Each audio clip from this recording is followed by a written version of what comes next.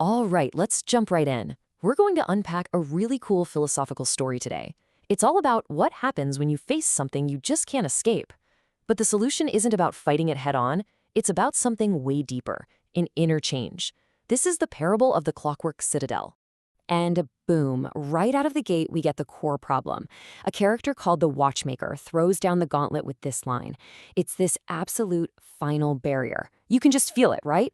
This sets up a challenge that feels completely, utterly impossible to overcome. So, an unyielding citadel. This is where our jester meets the Watchmaker. And the setting for this showdown, man, it's something else. We're talking about the center of the world, a massive fortress made entirely of perfect spinning clockwork. Imagine that. It's a place where there's no room for feelings or luck, just cold, hard, unblinking logic. So let's meet our two main players here. First, you've got the jester. Think of him as pure subjectivity, full of what the story calls contradictory light. He's chaos, creativity, the individual. And then you have the Watchmaker. He is the polar opposite. He's logic, impersonal truth, what the parable calls absolute necessity. So yeah, these two are set up for a major philosophical clash. All right, next up, the Watchmaker's challenge. And this is where it gets really juicy, because this isn't a fistfight. Nope, this is a battle of wits. The Watchmaker sets up this brilliant philosophical trap, a paradox, really. His goal? To prove, without a doubt, that the jester is a prisoner of the very reality he thinks he controls. Let's dig into how he does it. Okay, so the first piece of the trap is this concept called the veil of Maya. The Watchmaker actually starts by agreeing with the jester on a key point. He says, look, I know you think this whole citadel, this whole reality is just an illusion. He's basically saying, I get it, you believe the world we see isn't the real reality. And this is the clever part. He then uses the jester's own philosophy against him.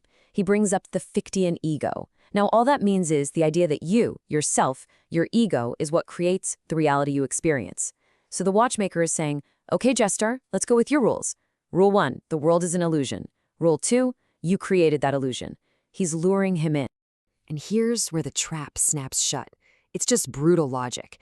The Watchmaker basically asks, so if you created all this, if this whole Clockwork Citadel is your invention, then why can't you change it?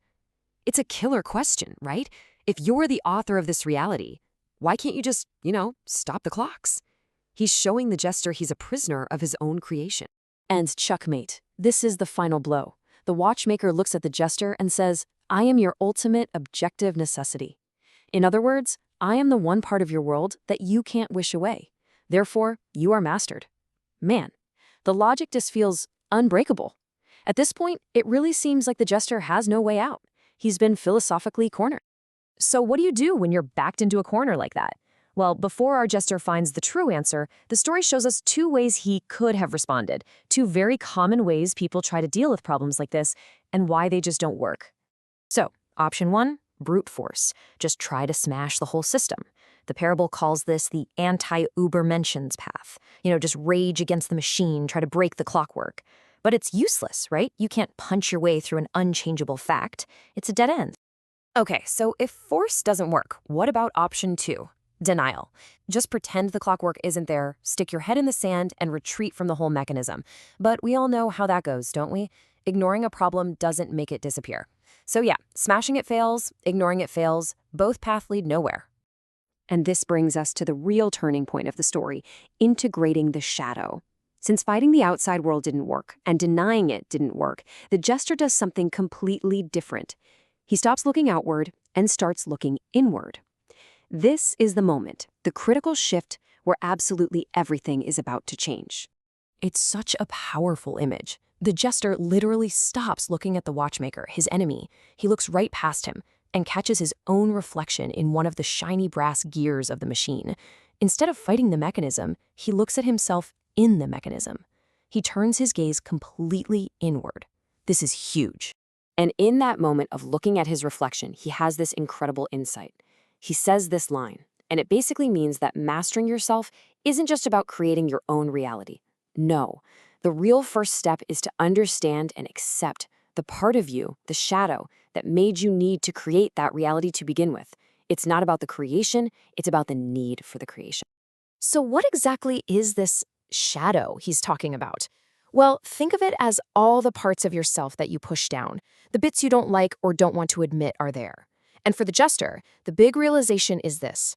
The watchmaker, this cold, logical, controlling figure, he's not some enemy out there. He's in here. He's the reflection of the jester's own repressed side. And this is the whole key to the parable right here. The goal was never to beat the watchmaker. The goal was to integrate him. The jester, this figure of chaos, finally accepts that there's a part of him that craves order and logic, his inner watchmaker. He stops fighting that part of himself and instead says, okay, you're part of me too. He makes himself whole. So what happens the moment he does this, the moment he integrates that shadow? The change is instantaneous and, honestly, magical. That awful, grinding sound of the clockwork, it turns into beautiful music. The solid, imprisoning walls, they become see-through, translucent. And the watchmaker himself, he's no longer a master, no longer an enemy. He's just a piece of the jester's now complete self. And that brings us to the final part, freedom beyond the gate, a new reality. Because this act of integration doesn't just solve the problem, it creates something entirely new.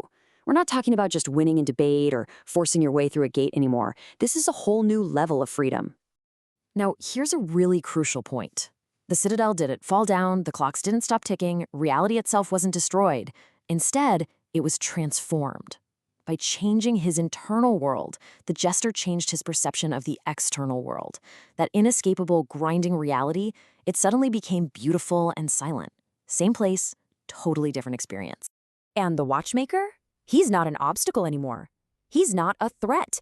The moment the jester owned that part of himself, the external enemy just dissolved. The watchmaker is still there, but he's just an acknowledged part of the jester's being now, not some monster to be defeated. And that, right there, is the punchline. That's the ultimate freedom. Notice he didn't actually walk through the gate. He didn't need to.